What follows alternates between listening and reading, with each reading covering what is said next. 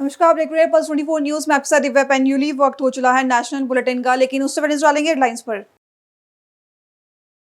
देश के प्रधानमंत्री नरेंद्र मोदी ने ओस्लो में भारत नॉर्वे बिजनेस समिट में लिया हिस्सा। ओस्लो में व्यापार, हरित ऊर्जा और तकनीकी सहयोग पर हुई चर्चा। साझेदारी को व्यापार और नवाचार में मिलेगी नई मजबूती। केंद्रीय मंत्री शिवराज सिंह चौहान ने पुरी में क्षेत्रीय कृषि सम्मेलन में लिया हिस्सा। 5 राज्यों के प्रतिनिधियों की रही भागीदारी। केंद्र और राज्यों के सहयोग से कृषि सुधार पर दिया गया जोर। जयपुर में कांग्रेस नेता का महंगाई को लेकर केंद्र सरकार पर हमला। पेट्रोल, डीजल और गैस की बढ़ती कीमतों पर नेता ने उठाई गई सवाल। सरकार पर महंगाई नियंत्रण में विफलता का लगाया आरोप। झारखंड मंत्रालय में आयोजित कार्यक्रम में बड़ी संख्या में अभ्यर्थियों को मिला रोजगार। राज्य में शिक्षा विभाग के भर्ती अभियान को मिली गति। मुख्यमंत्री हेमंत सोरेन ने नवनियुक्त सहायक आचार्यों को सौंपे नियुक्ति पत्र। तुम दोनों की मेहनत बहुत रंग लाई है बेटा, घर बहुत सुंदर बना है। ये मेरे पापा का घर। पता है, देख तेरे पापा की नेम प्लेट अपने हाथों से लगाऊंगा। नेम प्लेट तो लग चुकी पापा।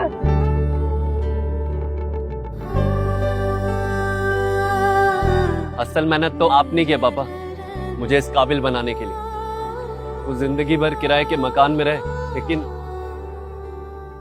आज ये घर मेरा नहीं, ये है मेरे पापा का घर।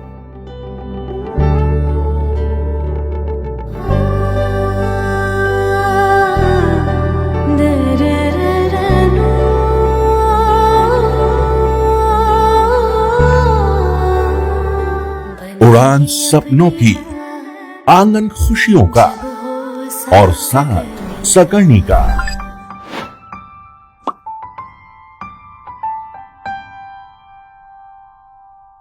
60 वर्षों से आपके साथ मनोरंजन और संस्कार का संगम, जाह्नवी मैगजीन। आइए अब देखते हैं खबरें विस्तार से। देश के प्रधानमंत्री नरेंद्र मोदी ने नॉर्वे की राजधानी ओस्लो में आयोजित भारत नॉर्वे व्यापार और अनुसंधान शिखर सम्मेलन में हिस्सा लिया। इस सम्मेलन में दोनों देशों के बीच व्यापार, हरित ऊर्जा, तकनीकी और अनुसंधान के क्षेत्र में सहयोग को नई मजबूती देने पर जोर दिया गया। ओस्लो सिटी हॉल में आयोजित इस समिट के दौरान पीएम मोदी और नॉर्वे के प्रधानमंत्री ने संयुक्त रूप से भाग लिया और ग्रुप फोटो सेशन में शामिल हुए। पीएम मोदी ने कहा कि भारत और नॉर्वे की साझेदारी संभावनाओं पर नहीं, बल्कि एक मजबूत और सिद्ध सहयोग पर आधारित है। आगे उन्होंने क्या कुछ कहा, देखिए। नॉर्वे और इंडिया के बिजनेस और रिसर्च लीडर्स के बीच आज बातचीत करने का अवसर मिला है। इस समिट के भव्य आयोजन के लिए मैं नॉर्वे के प्रधानमंत्री का हृदय से आभार व्यक्त करता हूं। आज नॉर्वे और भारत के बिजनेस और रिसर्च कम्युनिटी के बीच होना, ये मेरे लिए बहुत खुशी की बात है। कुछ साथियों को जो सुना, ये सुनकर ये विश्वास होता है कि हमारी पार्टनरशिप की नींव बहुत ही मजबूत है। ये केवल संभावनाओं की नहीं, ये एक प्रूवन पार्टनरशिप है। फ्रेंड्स, रिफॉर्म, परफॉर्म और ट्रांसफॉर्म, इस मंत्र को लेकर हम जब आगे बढ़ रहे, तब अगर पीछे की तरफ देखें तो पिछले 12 वर्षों में हमने भारत का इकोनॉमिक डीएनए पूरी तरह चेंज कर दिया है। हम कंप्लायंसेस लगातार कम कर रहे हैं और ईज ऑफ डूइंग बिजनेस, उसको बढ़ाने के लिए सरकार की तरफ से बहुत प्रोएक्टिव कदम लिए जा रहे हैं। हाल ही में हमने टैक्सेशन, लेबर कोड और गवर्नेंस जैसे विषयों में नेक्स्ट जनरेशन रिफॉर्म्स किए हैं। अब भारत में मैन्युफैक्चरिंग को अगले स्तर पर ले जाने के लिए मैं समझता हूं कि उत्तम से उत्तम अवसर हम प्रदान कर रहे हैं। हम कई महत्वपूर्ण सेक्टर में इंसेंटिव्स भी दे रहे हैं। इसका एक उज्जवल उदाहरण हमारी शिप बिल्डिंग सेक्टर है।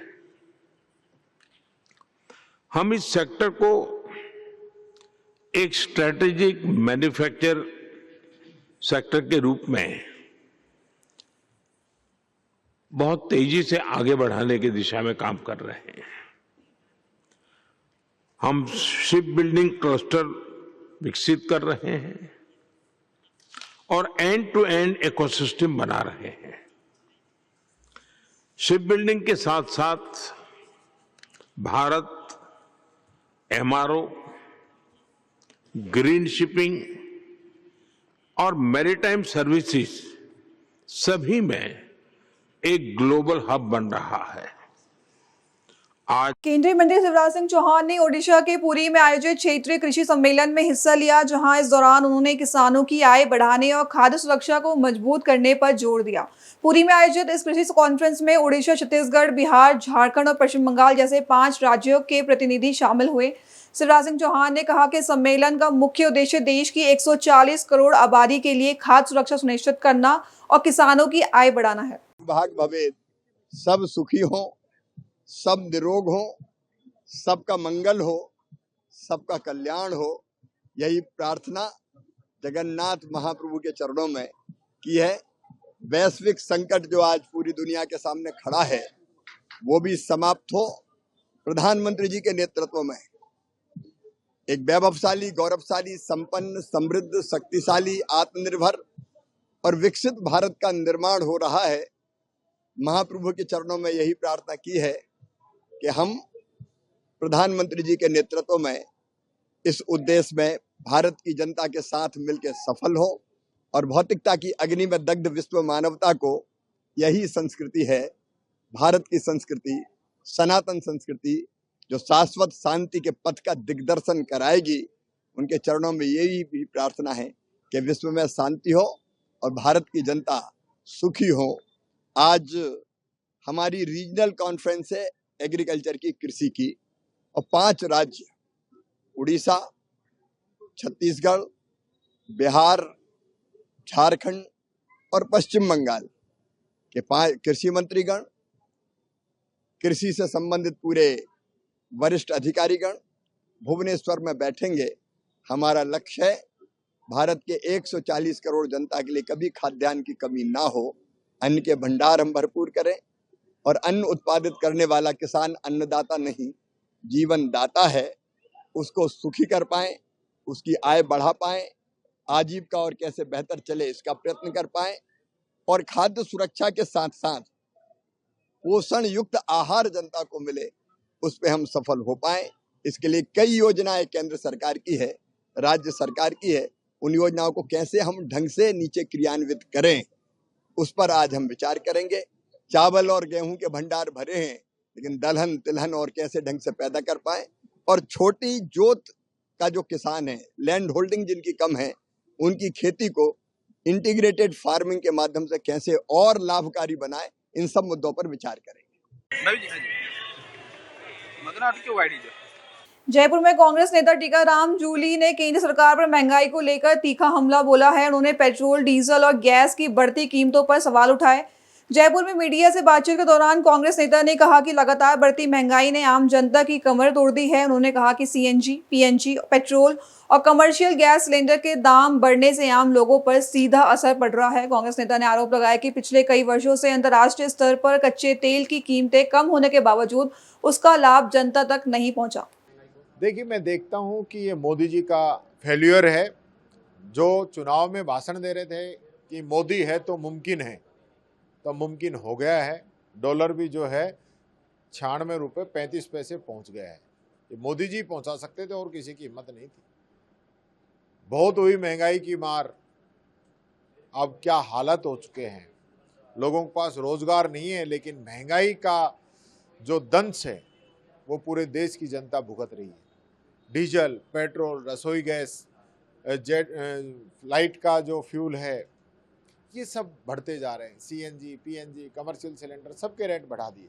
इसका असर आम पब्लिक पे आ रहा है, जनता पे आ रहा है। अब तो डीजल पेट्रोल मिलना भी जो है धीरे धीरे मुश्किल होता जा रहा है।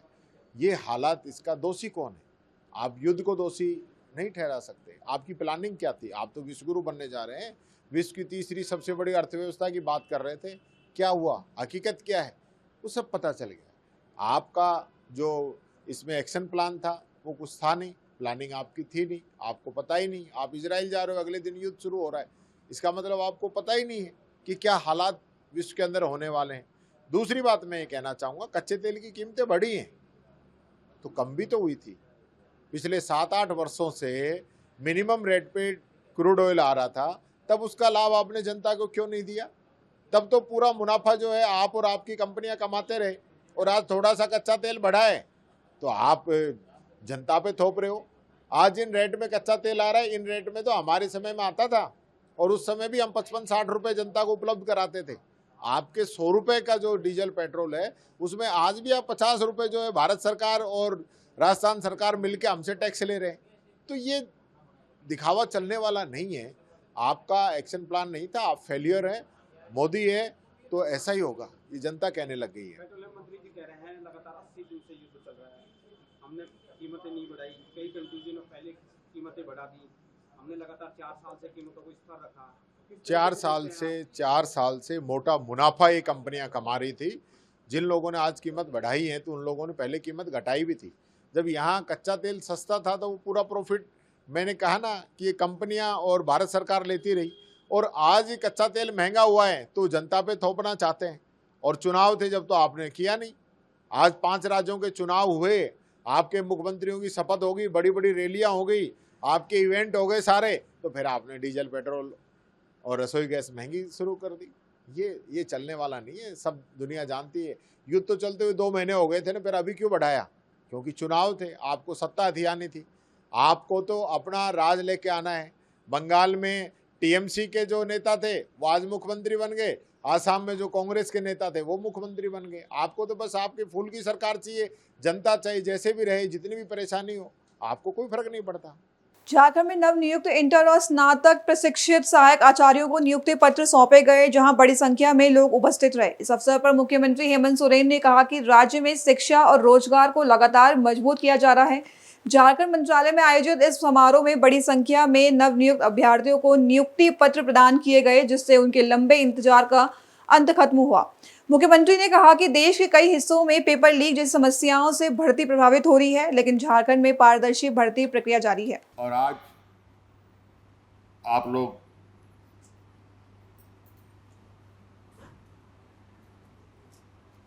नवनियुक्त हुए हैं, सरकार के अंग के रूप में अब आप काम करेंगे।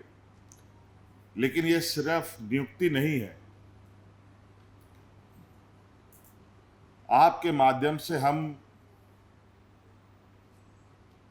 गांव तक जुड़ा रहने और घर घर तक और हर एक व्यक्ति तक, खास तौर पर महिलाएं, बच्चे, जिन्हें हमें आने वाले भविष्य के लिए तैयार करना है, उनसे जुड़ने के लिए आपको एक अभिन्न अंग बनाया है। आप लोग सीधे तौर पर ऐसे लोगों से जुड़ेंगे जो लोग, कई ऐसे लोग आपको मिलेंगे जिन लोगों ने आज तक अपने गांव के अलावा अपना जिला का मुख्यालय तक नहीं देखा हो।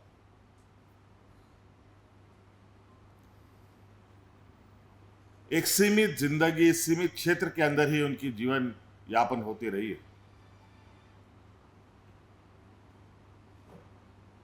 आज के इस समाज को, इस वर्ग को, इस व्यक्ति को, उन व्यक्तियों को, उन महिलाओं को बदलते परिवेश में कैसे इनको आगे बढ़ना है, कैसे इनको मजबूत करना है, इसका एक बहुत बड़ा चुनौती आपके ऊपर आने वाला है। या कहा जाए कि आज के बाद ये आपके कंधों पर होगा। 2024 के दूसरे माह से ही सरकार अपने मानव संसाधन अलग अलग विभागों में, चाहे वो विशेषकर जो आम जनों से जुड़ा विषय है उस क्षेत्र पर हमने नियुक्तियां की हैं। विगत 4 महीने में ही शिक्षा विभाग में लगभग 9,000 से अधिक लोगों की नियुक्ति हुई।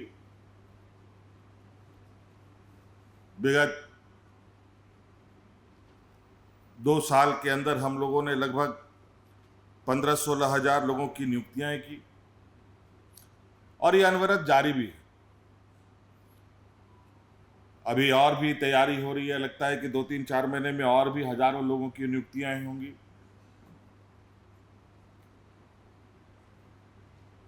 ये नियुक्तियां सिर्फ हम तनख्वाह पाएं इसके लिए नहीं है, हम नियुक्त इसके लिए भी कर रहे हैं, इस अपेक्षा के साथ भी कर रहे हैं कि राज्य का समग्र विकास होगा। इस राज्य में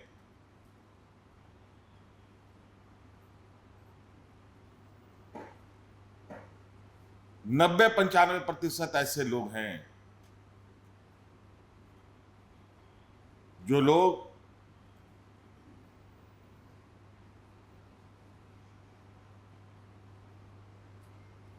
अपने हुनर, अपने दक्षता के आधार पर अपना जीवन यापन करते हैं।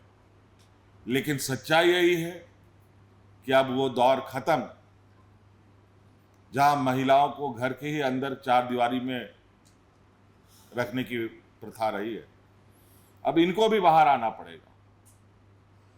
अगर महिलाएं पुरुष के साथ कदम से कदम ना चले तो राज्य और देश का समग्र विकास की सपना अधूरा रह जाएगा। इसीलिए हम लोगों का भी प्रयास है कि राज्य की महिलाएं मजबूत हों, हमारे आने वाली पीढ़ी जो हमारे बच्चे हैं वो स्वस्थ हों, मजबूत हो, शिक्षित हो।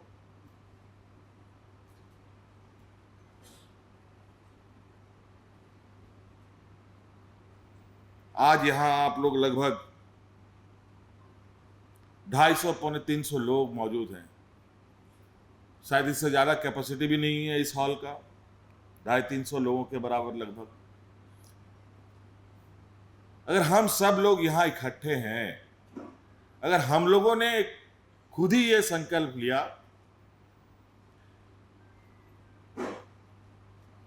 आंख बंद करके, आज के बाद हम ये संकल्प लें कि हम अपने साथ कम से कम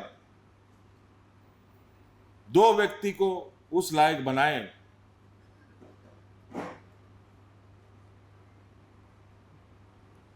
या ऐसे तरासें कि वो उसको आगे बढ़ने से कोई ना रोके।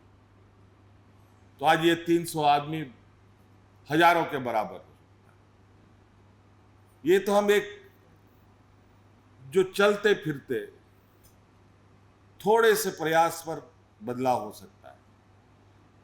और जब आप इतने सब मिलकर एक साथ अगर आप लोग प्रयास करेंगे तो कितना बड़ा बदलाव हो सकता है। और सारे आदरणीय फोटोग्राफर से मध्य प्रदेश के दतिया जिले में पुलिस ने बड़ी सफलता हासिल करते हुए रतनगढ़ माता के दर्शन कर लौट रहे श्रद्धालुओं से लूट करने वाले आरोपियों को गिरफ्तार कर लिया है। इस पूरे मामले में 30,000 रुपए के इनामी लुटेरे समेत कई आरोपी पकड़े गए हैं। बता दें, घटना डिलौरी पार थाना क्षेत्र के करौली लोकेंद्रपुर मार्ग की है, जहां ग्राम सोनी निवासी अवधेश कुशवाहा अपनी पत्नी और भाई के साथ रतनगढ़ माता मंदिर से लौट रहे थे। इसी दौरान अज्ञात बदमाशों ने उनकी गाड़ी रोककर तमंचा अड़ाया और उनकी पत्नी के सोने चांदी के आभूषण व नकदी लूटकर फरार हो गए। बता दें, महज 36 घंटे में पुलिस ने 3 आरोपियों को गिरफ्तार कर लिया है। 14 मई 2026 की लगभग दोपहर की 3 बजे की घटना है। इसमें कुछ 3 लोग जो कि अवधेश कुशवाहा, उनकी पत्नी जूली कुशवाहा और भाई विवेक कुशवाहा, ये 3 लोग मोटरसाइकिल से रतनगढ़ माता मंदिर से दर्शन करके लौट रहे थे। उसी टाइम पर 4 अज्ञात बदमाश 4 अज्ञात बदमाशों ने उनसे सोने का मंगलसूत्र, सोने का ओम, अंगूठियाँ, चांदी की करदनी और नगद राशि लूट ली थी और इसमें कट्टा अड़ा के उसने ये घटना की थी। इसके बाद पुलिस इसमें तफ्तीश में जुट गई और एक बहुत ही हमने 3-4 टीम पुलिस की यहाँ पर लगातार अलग अलग चीज़ें लगाई, एक सीसीटीवी कैमरे से संबंधित, एक तकनीकी साथ से संबंधित, मुखबिरी से संबंधित और अन्य पूछताछ संबंधित, जिसमें पुलिस ने लगभग 80 सीसीटीवी फुटेज खंगाले और जिसमें एसडीओपी सेवड़ा की लीडरशिप में और एडिशनल एसपी साहब के मार्गदर्शन में टीआई ने बहुत ही बेहतरीन काम किया और लगभग 2 दिन के अंदर पूरी लूट का खुलासा किया और पूरा जो जितना भी मशरूका गया था उस सबको सब जब्त किया है। इसमें साथ में एक 315 बोर का देसी कट्टा, जिंदा कारतूस और सोना चांदी का मशरूका जो भी गया था सारा का सारा जब्त कर लिया गया है, बरामद कर लिया गया है। इसमें जो आरोपी गिरफ्तार हुए इसमें कुल 5 आरोपी हैं, जिसमें से 2 बालिग आरोपी हैं जिनको गिरफ्तार किया है। बूरा खान उम्र 22 वर्ष, सोहेल खान उम्र 21 वर्ष, एक विधि विरुद्ध बालक भी है, उसको भी अभिरक्षा में लिया गया है, उसको भी पेश किया जाएगा माननीय स्थान पर। 2 फरार आरोपी अभी भी हैं उसमें, जो कि इनमें से एक लूट में शामिल था डायरेक्ट, अंका यादव, उसके खिलाफ 5 पुराने अपराध पंजीबद्ध और सहदेव वाल्मीकि ये भी फरार आरोपी हैं, ये रैकी में शामिल था, ये भी जल्दी गिरफ्तार किया जाएगा। ये 5 आरोपियों की मदद से इस लूट की घटना को अंजाम दिया गया। इसमें पुलिस ने बहुत बेहतरीन कार्य किया और लगभग 2 दिन के अंदर पूरी घटना का खुलासा किया।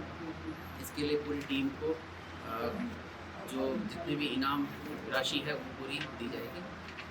पहले भी इन लूट झारखंड के पतरातू रामगढ़ स्थित पतरातू विद्युत उत्पादन निगम लिमिटेड ने स्वच्छता पखवाड़ा के तहत स्वच्छता शपथ कार्यक्रम का आयोजन किया गया, जिसमें बड़ी संख्या में अधिकारियों और कर्मचारियों ने हिस्सा लिया, जहां स्वच्छता गतिविधियों को आगे बढ़ाने का संकल्प भी लिया गया। दरअसल पीवीयूएनएल के परियोजना कार्यालय में कॉन्फ्रेंस हॉल में आयोजित इस कार्यक्रम में वरिष्ठ अधिकारियों की मौजूदगी में सभी कर्मचारियों ने स्वच्छता शपथ ली। कार्यक्रम में पतरातू विद्युत उत्पादन निगम लिमिटेड के सीआरओ AK शैगल, महाप्रबंधक मनीष क्षेत्रपाल और अन्य वरिष्ठ अधिकारी शामिल हुए। इस दौरान अधिकारियों और कर्मचारियों ने अपने कार्यस्थल और आसपास के क्षेत्रों को स्वच्छ रखने तथा नियमित स्वच्छता गतिविधियों को आगे बढ़ाने का संकल्प लिया। सीईओ ने कहा कि स्वच्छता को जन आंदोलन बनाना जरूरी है और सभी कर्मचारियों को इसमें सक्रिय भूमिका निभानी चाहिए। मध्य प्रदेश के सागर जिले में हुए एक दर्दनाक हादसे के बाद तनाव का माहौल बन गया है, जहां विस्फोटक सामग्री से भरे ट्रक दुर्घटना में घायल अरुण चौबे की इलाज के दौरान मौत के बाद चनुआ गांव में भारी आक्रोश फैल गया है। बता दें, गड़ाकोटा थाना क्षेत्र में हुए इस हादसे में गंभीर रूप से घायल अरुण चौबे का सागर के बंसल अस्पताल में इलाज चल रहा था, जहां उन्होंने दम तोड़ दिया। मौत की खबर मिलते ही परिजनों और ग्रामीणों का गुस्सा फूट पड़ा, जिसके बाद बड़ी संख्या में लोग सड़क पर उतर आए और चानुआ के पास चक्का जाम कर दिया। करीब कई घंटों तक चले प्रदर्शन के बाद प्रशासन और पुलिस ने समझाइश की। वहीं प्रदर्शनकारियों ने मृतक के परिवार को मुआवजा देने और दोषियों पर कड़ी कार्रवाई और निष्पक्ष जांच की मांग भी की। दिनांक 13 को एक एक्सीडेंट का सूचना प्राप्त हुई थी, जिसमें जो है डेटोनेटर बारूद संबंधित सूचना प्राप्त हुई थी। जो जाके देखा तो विस्फोटक पदार्थ उसमें लोड था, तो उसी में से एक आहत चनौआ के निवासी, उनको घायल होने से बंसल अस्पताल में इलाज चल रहा था, जो आज इलाज के दौरान कल दिनांक को इनकी मृत्यु हो गई है। तो उनके परिजनों के द्वारा जो है एक आर्थिक सहायता संबंधी और कुछ शिकायतों को लेकर के चक्का जाम लगाया गया था, जिसमें उनकी बातों को सुना गया और कार्रवाई से अवगत कराया गया। मामले में एक्सीडेंटल रिपोर्ट लिख ली गई है और आरोपी के विरुद्ध कार्रवाई जारी है। ट्रक दुर्घटना में स्वर्गीय श्री अरुण चौबे जी का शनिवार को ट्रक से एक्सीडेंट हो गया था और वो घायल हुए थे। परिवार के सदस्यों को तत्काल बंसल हॉस्पिटल ले गए थे। 3-4 लोग और घायल थे, तो हम लोगों ने मौके पर जाकर के 3-4 लोगों को हॉस्पिटल उसी दिन पहुँचाया था एवं वहाँ जो बाजार लगता उसको भी हमने शिफ्ट कराया तत्काल जाके। और आज उनकी दुर्घटना में घायल हुए थे, आज उनकी बंसल हॉस्पिटल सागर में मृत्यु हो गई थी। उनके द्वारा आज वहाँ पर चक्का जाम लगाया था कि हमारी उस समय हमारे बच्चों के लिए पालन पोषण हेतु कोई राशि उपलब्ध कराई जाए तत्काल, और हमें जो उस समय में दुर्घटना हुई है पुलिस के द्वारा शायद उनका कहना था कि FIR दर्ज नहीं की गई, हमें परेशान किया गया। तो हम लोगों उपस्थित थे, उनको समझाया बाद में चूंकि उनके द्वारा चक्का जाम नहीं खोला जा रहा तो मैंने माननीय पूर्व मंत्री महोदय श्री भार्गव जी से निवेदन किया, तो उनके आगमन पर उनके आने के बाद, उनके समझाइश देने के बाद, सद्भावना देने के बाद और उनके कहने पर उन लोगों द्वारा अपना चक्का जाम खोला गया और सब लोग शव को दार्शनिक कार्य ले गए। अभी के लिए बस इतना ही। खबरों के लिए बने रहे पल्स 24 न्यूज के साथ। तब तक के लिए नमस्कार।